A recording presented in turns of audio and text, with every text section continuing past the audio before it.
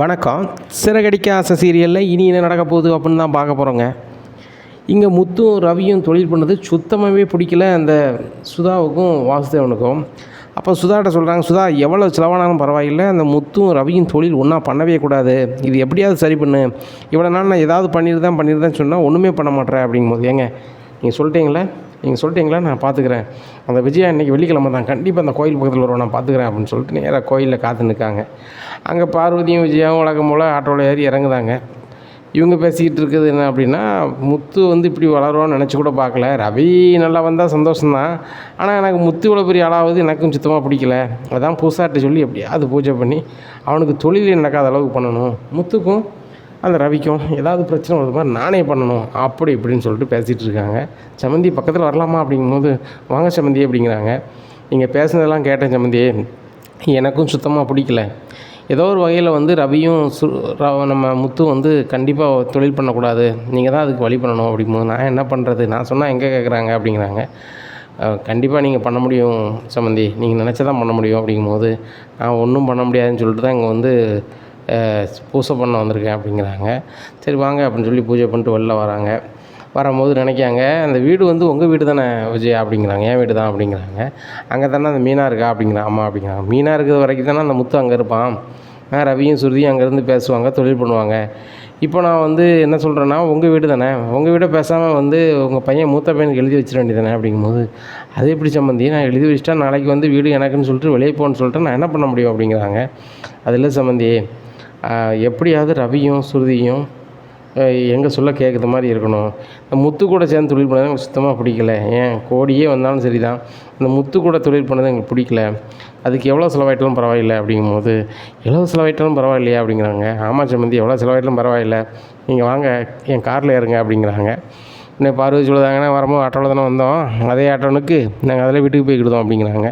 இல்லை என் காரில் ஏறுங்க, நான் ஆட்டோ காசு கொடுத்துறேன்னு சொல்லிட்டு காசு கொடுத்துட்றாங்க. நேராக நகை கடையில் கொண்டு நிப்பாட்டுதாங்க. 10 பவுனில் என்ன, என் சம்மந்திக்கு ஒரு நெக்லஸ் ஒன்று காமிங்க அப்படிங்கிறாங்க. என்ன சம்மந்தி சொல்கிறீங்க, 10 பவுனா அப்படிங்கிறாங்க. ஆமாம் சம்மந்தி அப்படிங்கிறாங்க. இல்லை சம்மந்தி, பவுனோட விலை எவ்வளவோ போயிடுச்சு, இப்போ சொல்கிறீங்களே அப்படிங்கிறாங்க.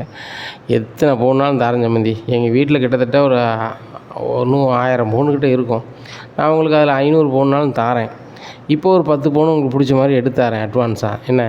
எனக்கு நீங்கள் செய்ய வேண்டியது ஒன்று தான், ரவியும் முத்தும் பேசவே கூடாது, மீனாவும் சுருதியும் பேசவே கூடாது, அதுக்கு நீங்கள் என்ன பண்ணுவீங்களோ எவ்வளவு செலவோ நான் ஏற்றுக்கிறேன். என் வீட்டுக்காருக்கு சுத்தமாக பிடிக்கல, என் வீட்டுக்கார் கேரளாவில் வேலை பார்த்துட்டு இருந்தார், என் பொண்ணுக்கு மெட்ராஸுக்கு போகணும் அங்கே போகணுன்னு சொன்னோன்னே சின்ன பிள்ளைகள சரி என் மொவா சொல்லிட்டாலே அப்படின்னு சொல்லி இங்கே பார்த்து வந்தார். அங்கே அவர் பெரிய பணக்கார், பேருக்கு தான் ஒரு வேலைக்கு போனார், இங்கே வேலை பார்க்குறது ஆளாதான் தெரியும், அங்கே பெரிய தொழிலதிபர். இப்படி இருக்கும்போது என் பொண்ணு இவ்வளோ சங்கடப்படுது, ஏன் மாப்பிள்ளை அந்த முத்து கூட போய் தொழில் பண்ணணுமான்னு சொல்லி ரொம்ப ஒரு மாதிரி நினைக்காரு அப்படிங்கும்போது பார்வதி சொல்லுவாங்க, என்னம்மா இப்படி பேசுகிறீங்க, உங்களுக்கு முத்தும் மருமகன் முறை தானே, உங்கள் மருமகனோட அண்ணன் தானே, 2 பேரும் தொழில் பண்ணது என்ன இருக்குது, முத்து தம்பி படிக்கலை, மீனாவும் முத்தும் நல்லா பாடுபட்டு முன்னேறி வராங்க, அந்த சமயத்தில் ரவியும் சேர்த்துக்கிட்டு இந்த தொழில் பண்ணுறாங்க, இதில் என்ன இருக்குது அப்படிங்கும்போது, இல்லை சம்மந்தி, நீங்கள் உங்கள் ஃப்ரெண்டை சொல்ல கேட்டுக்கிட்டுலாம் நீங்கள் செய்யாமல் இருக்காதாங்க அப்படிங்கும்போது, நான் என் ஃப்ரெண்டை சும்மா தான் வச்சுருக்கேன், அவள் சொல்ல நான் கேட்க மாட்டேன், ஏன் சொல்ல தான் நான் இருப்பேன், உங்களுக்கு ரவியும் சுருதியும் பிரிக்க வேண்டியது ஏன் பொறுப்பு, ஏன்னா அதே மாதிரி ஐயோ ரவி சுருதியை பிரிக்க போகிறீங்களா அப்படிங்கிறாங்க. இல்லை சம்மந்தி, மாற்றி சொல்லிட்டேன், முத்தையும் ரவியையும் பிரிச்சிடுறேன், அதே மாதிரி சுருதியையும் மீனாவையும் பிரிச்சிடுறேன், அவங்க எங்கள் வீட்டில் இருந்தால் தானே எங்களுக்கும் அதுங்களுக்கும் சம்மந்தம்னு வரும், அதுக்கு நான் பார்த்துக்கிறேன் அப்படின்னு சொல்லிட்டு அதுக்குள்ளே வேலையை பார்க்குறேன் அப்படின்னு சொல்லிட்டு விஜயா நேராக வீட்டுக்கு போகிறாங்க. அங்கே அண்ணாமலை சொல்லிட்டு, ஏங்க கிராமத்துக்கு போய்ட்டு வருவோம், எனக்கு அத்தையை பார்க்கணும் போல இருக்குது அப்படிங்கிறாங்க. ஏன்னு கேட்டால், கிராமத்தில் போய் பாட்டிக்கு ஏதோ ஒரு வகையில் உடம்பு முடியாமல் ஆக்கிட்டோம்னா அவங்கள பார்க்கறதுக்கு முத்து மீனாவும் நிரந்தரமாக கிராமத்துக்கு போயிடுவாங்க, அப்போது இவங்கள சுத்தமாக பிரிச்சிடலாம் அப்படின்னு நினைக்காங்க இந்த விஜயா. இப்படி இருக்கும்போது அண்ணாமலை சொல்லுதாங்க, என்ன விஜயா திடீர்னு கிராமத்துக்கு போகணுங்க வைக்கணுங்க, அங்கெல்லாம் என்னால் இருக்க முடியாது, நான் சிட்டியில் தான் இருப்பேன் அப்படி இப்படியுமே, இப்போ கிராமத்துக்கு போகணுங்க நீனே அப்படிங்கிறாங்க. இல்லைங்க, எப்படினாலும் நம்ம ரொம்ப நாள் கழித்து நம்ம அங்கே தானே போக போகிறோம் கடைசி காலத்தில், அதனால் இப்போ நம்ம ஓடி ரோட்டில் போய் அத்தையை பார்த்துட்டா நல்லது தானே, அத்தை நம்மளுக்காக தானே பாடுபடுதாவோ சம்பாதிக்காவோ, நம்ம பார்த்துட்டு வந்துடுவோம் அப்படிங்கிறாங்க. விஜயா நீ தான் பேசுதியா அப்படின்னு சொல்லிட்டு வீட்டில் எல்லாத்தையும் சொல்லுதாங்க. முத்துக்கு பயங்கர ஷாக்கு, என்னப்பா சொல்லுத அம்மா வந்து கிராமத்துக்கு வரைய மாட்டோம்மாங்க. இப்போ அம்மா கூப்பிடுதாங்கன்னு சொல்லுது நம்புது மாதிரி இல்லையாப்பா அப்படிங்கிறாங்க. எனக்குமே நம்பிக்கை இல்லைடா. உங்கள் அம்மா அத்தையை பார்க்கணுங்க. சரி எங்கள் அம்மாவை பார்த்தா நல்லது தானே, போயிட்டு வரோம் அப்படிங்கிறாங்க. சரிப்பா எப்பா இதில் ஏதாவது ஒரு உள்நோக்கம் இருக்கலாம் பார்த்துக்கோ அப்படிங்கும்போது நான் கவனமாக இருப்பேன்டா அப்படிங்கிறாங்க. நேராக கிராமத்துக்கு போகிறாங்க. விஜயாவும் அண்ணாமலையும் பார்த்துட்டு பாட்டிக்கு பயங்கர ஷாக்கு. ஏன்னு கேட்டால் யார் வந்தாலும் வராட்டிலும் விஜயா வரமாட்டா கிராமத்துக்கு. நம்மளே பொங்கலுக்கு அவளை வந்தே ஆகணும்னு சொன்னால் தான் வருவாள். இப்படி இருக்கும்போது பொசுக்குன்னு வந்திருக்க அவளை என்னாச்சுன்னு தெரியலையே அப்படின்னு சொல்லிட்டு அண்ணாமலை என்ன விஷயம் வந்திருக்காங்க அப்படிங்கும்போது ஏம்மா எனக்கே ரொம்ப ஆச்சரியமாக இருக்குது. இந்த விஜயா கிராமத்துக்கு வரமாட்டான்ப்பா. இப்போ திடீர்னு சொல்லிவிட்டு நான் கிராமத்துக்கு போகிறேன், அத்தையை பார்க்கணுன்னே எனக்கே ஆச்சரியமாக போச்சு, அதான் கூப்பிட்டு வந்துட்டேன் அப்படிங்கிறாங்க. சரி வாங்க வீட்டில் இருங்க அப்படிங்கிறாங்க. விஜயா நீ உண்மையிலே நீ தான் மன மாதிரி சொன்னியா அப்படிங்கிறாங்க. அத்தை நான் தான் மன மாதிரி சொன்னேன், எனக்கு உங்களை பார்க்கணும் போல இருந்துச்சு அதான் வந்தேன் அப்படிங்கிறாங்க. அப்படியா சரி ரொம்ப சந்தோஷம்தான். அண்ணாமலை என்ன சாப்பிடுறீங்க அப்படிங்கிறாங்க. ஏம்மா இருக்கிறத கொடுங்க அப்படிங்கிறாங்க. அத்தை நானே சமைக்கிறேன் அப்படிங்கிறாங்க. இங்கே என்னென்னா சாப்பாட்டில் ஒரு மருந்தை போடுறதுக்கு வச்சுருக்காங்க.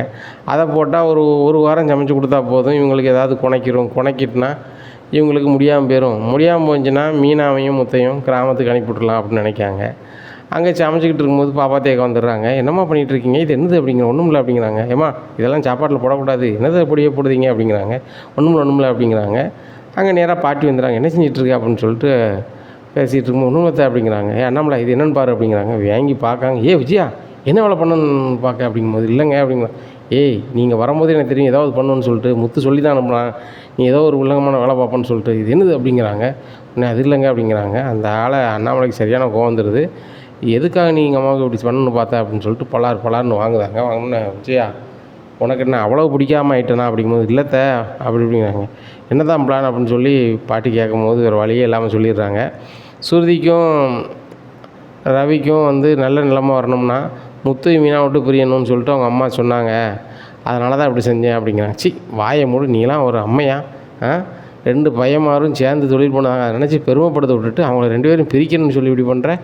அதுக்கு நான் வந்து உடம்பு சரியில்லாமல் ஆகணுமோ? எனக்கு உடம்பு சரியில்லாமல் ஆனாங்கன்னா அவங்க வந்து இங்கே இருக்க தான் செய்வாங்க. ஆனால் நீ வந்து இப்படி ஆக்கி அவங்கள கொண்டு வர நினைக்கியோ? ஏன் என் பேரன் வந்து அங்கே இருந்துக்கிட்டு இருக்கக்கூடாதுன்னு நினைக்கேன்னா என்னாலும் பாரு, அவங்க 2 பேரும் ஒன்றா சேர்ந்து பெரிய ஆளாக வருவாங்க. அன்னைக்கு ஊர் பூரா முத்து என் பையன்தான், ரவி என் பையன்தான், 2 பேரும் தொழில் பண்ணதுனால இப்படி இருக்காங்க, ஆஹா ஓஹோ நீ சொல்ல பாரு அப்படிங்கிறாங்க. இங்கே விஜயோட பிளான் வந்து ஃப்ளாப் ஆயிடுது. அதுக்கு மேலே இங்கே இருந்தால் சரி வரான்னு சொல்லிட்டு எங்க பட்டணத்துக்கே போகலாம் அப்படின்னு சொல்லிட்டு இங்கே வந்துடுறாங்க. அங்கே கிராமத்தில் நடந்தது அண்ணாமலை வந்து முத்துட்டு சொல்கிறாங்க. முத்துக்கு சரியான கோவம் வந்துடுது. ஏம்மா உங்கள் கதையை சாதிக்கணும் அப்படின்னு சொல்லிட்டு என்ன வேணாலும் பண்ணுவீங்களா? நானும் ரவியும் சொந்தமாக தொழில் பண்ணது உங்களுக்கு பிடிக்கலையா? ஏன் நாங்கள் நல்லா தானே இருக்கோம் அப்படிங்க. என்னடா நல்லா இருக்கீங்க? அது வந்து சுருதியோட அம்மாவுக்கும் அப்பாவுக்கும் பிடிக்கலன்னு சொன்னோன்னா இங்கே சரியான கோவம் வந்துடுது சுருதிக்கு. என்ன அப்படின்னு சொல்லிட்டு உடனே அவங்க அம்மாவுக்கு ஃபோன் பண்ணி பேசுகிறாங்க. மம்மி நீ பண்ணதெல்லாம் ரொம்ப ஓவராக இருக்குது, இதெல்லாம் தேவையில்லாத வேலை பண்ணாத வைக்காத அப்படின்ட்டு இருக்காங்க. உடனே அவங்க ஃபோனை வச்சிடுறாங்க. மறுநாள் வந்து பார்வதி வராங்க. பார்வதிகிட்ட பேசிகிட்டு இருக்காங்க. பேசிகிட்டு இருக்கும்போது என்ன வச்சியா கிராமத்துக்கு போனோன்னு என்னாச்சு அப்படிங்கும்போது அங்கே இப்படி இந்த மாதிரி சொதப்பிட்டு அப்படிங்கும்போது பார்வதி ரொம்பவே சிரிக்கிறாங்க. உடனே பார்வதிகிட்ட சொல்லுதாங்க விஜயா, இந்த பணக்கார பைத்தியம் எங்கள் சம்மந்தி எதுவும் பேசிட்டு உங்களுக்கு, அவங்களும் என்கிட்ட கோவப்பட்டு பேசலை அப்படி இப்படின்னோடனே இது மறுபடியும் கேட்டுருது. அந்த பேச்சு இங்கே சுருதிக்கு கேட்டுருது. அங்கே கிச்சனில் மீனாட்ட பேசிகிட்டு இருக்காங்க. சரியான கடுப்பாயிருது. தண்ணியில் சொம்பில் தண்ணி குடிச்சிட்டு இருக்காங்க. டபார்னு சொம்பை தூக்கிட்டு ஒரே எரி போடுதாங்க. இங்கே விஜயாவுக்கு மண்டை பொழந்துருது. பொழந்தோடனே அடையப்பா அப்படிங்கிறாங்க. உடனே என்ன ஆண்டி நீங்கள் தானே சொன்னீங்க பணக்கார பைத்தியம்னு சொல்லிட்டு, பைத்தியம் பண்ணால் எதுவும் தப்பு இல்லைல்ல அப்படிங்கிறாங்க. இதை கேட்ட விஜயாவுக்கு ஒன்றும் விடலை. ஆகா நம்ம வந்து நக்கலுக்கு பேசினா அவள் உண்மையிலே செஞ்சிட்டாளே அப்படின்னு சொல்லி முழிக்காங்க. இன்னும் என்ன சொல்லி இப்படி பண்ணேன் அப்படிங்கும்போது உங்கள் அம்மா சொன்னதுக்கும் நான் செஞ்சதுக்கு எந்த தப்பும் கிடையாது, இன்னுமே இந்த மாதிரி பேசிகிட்டு இருக்கக்கூடாது. அதுபோக மீனாவையோ எங்களையோ பிரிக்கணும்னு நினச்சா அது நல்லாவே இருக்காது. ரோகிணி நீங்கள் வேணால் ஆன்ட்டிக்கு வந்து சிங்சா பாடலாம், எங்களுக்கு அதுக்கு அவசியமே இல்லை. மீனா சொல்லிடுங்க, இது ஃபஸ்ட் அண்ட் லாஸ்ட்டாக வச்சுக்கிட சொல்லுங்கள் இந்த ஆன்ட்டி அப்படிங்கிறாங்க. உடனே இங்கே முத்து வந்து ஆஸ்பத்திரி கூப்பிட்டு போய் கெட்டு பெருசாக போட்டு வீட்டில் வச்சுருக்காங்க. ரவி வந்தோடனே என்னமாச்சு பெருசாக போட்டிருக்க அப்படிங்கும்போது எல்லாம் முன்னாடி தாண்டா காரணம் அப்படிங்கும்போது உடனே சரியான கோவத்தில் சுருதி என்ன இப்படி பண்ண அப்படிங்கும்போது நடந்தது சொல்கிறாங்க. உடனே நீ பண்ணது தப்பு தான் அப்படிங்கிறாங்க. அவங்க அம்மா பண்ணது மட்டும் தப்பு இல்லையா அப்படின்னு சொல்லி 2 பேரும் சண்டை போடுறாங்க. அப்போ அண்ணாமலை கரெக்டாக ரவி ரூமுக்குள்ளே போகிறாங்க. என்னடா ரவி அப்படிங்கும்போது எப்பா இப்படிலாம் பண்ணியிருக்கா அப்படிங்கும்போது எந்த வயசில் எனக்கே கோவம் வருது, விஜயா வந்து அந்த வயசில் அப்படி பேசும்போது இந்த சின்ன வயசில் இவ்வளோ கோவப்பட தான் செய்வா. நான் சொல்கிறேன் விஜயா அங்கே பாரு, மருமக்கமார எப்படி பேசணுமோ அப்படி பேசு, இல்லைன்னா இப்படி வாங்கி கேட்டுக்கிட்டு கெட்டு போட்டு தான் உட்காந்துருப்பா பார்த்துக்கோ அப்படிங்கிறாங்க. இங்கே விஜயா நினைக்காங்க, அண்ணாமலை இப்போமாவது அந்த சுற்றி சத்தம் போடுவாங்கன்னு பார்த்தா இப்போ என்னையும் வந்து சத்தம் போடுதாங்களே, நம்மளால எதுவும் பேச முடியாமல் இருக்குமே அப்படின்னு சொல்லி திருன்னு முடிச்சுக்கிட்டு இருக்காங்க. இனி என்ன நடக்கும் இந்த அண்ணாமலை குடும்பத்தில் அப்படிங்கிறத பொறுத்து வந்து பார்க்கலாம். நம்ம சேனலை நீங்கள் கொஞ்சம் மறக்காமல் லைக் அண்ட் சப்ஸ்கிரைப் பண்ணிடுங்க. நன்றி, வணக்கம்.